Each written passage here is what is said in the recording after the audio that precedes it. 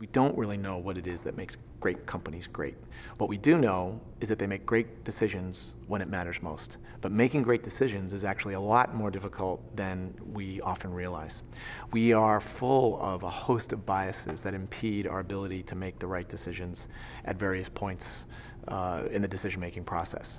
And a lot of it stems from our ancestry, our evolution. Given that the mind is receiving or processing 11 million pieces of information at any one moment in time, according to brain research, and when we can only process 40 of those, what happens is that the subconscious takes over and makes decisions on our behalf that are intended to be in our own best interest. And while that served us to achieve those three objectives, in our early history, they don't necessarily serve our interests now.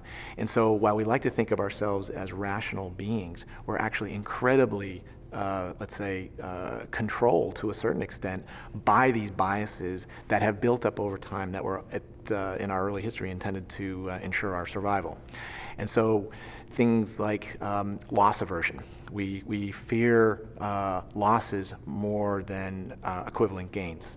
We anchor on small bits of information as opposed to looking at the whole picture and the whole story. We're overconfident.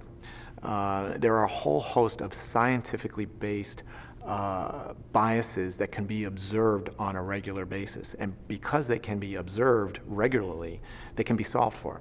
But unless you are aware and cognizant of those biases, you're inevitably doomed, essentially, to make bad decisions. The way in which your audience will respond to you will be severely anchored on what it is you've said.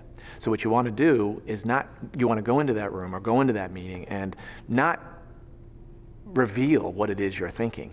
And in that way, you get a much more objective perspective, from the people that are working with you. And in that way, you are more fully informed and you have, let's say, a broader spectrum of less biased or non-biased information on which to make the most important decisions you're making. So cognitive repairs, as it's referred to in the science, is an important part of any kind of change management program, any kind of strategic planning and execution process. And it's a big part of what we're trying to infuse into all the work that we do at the board level and in other strategic engagements that we're involved with.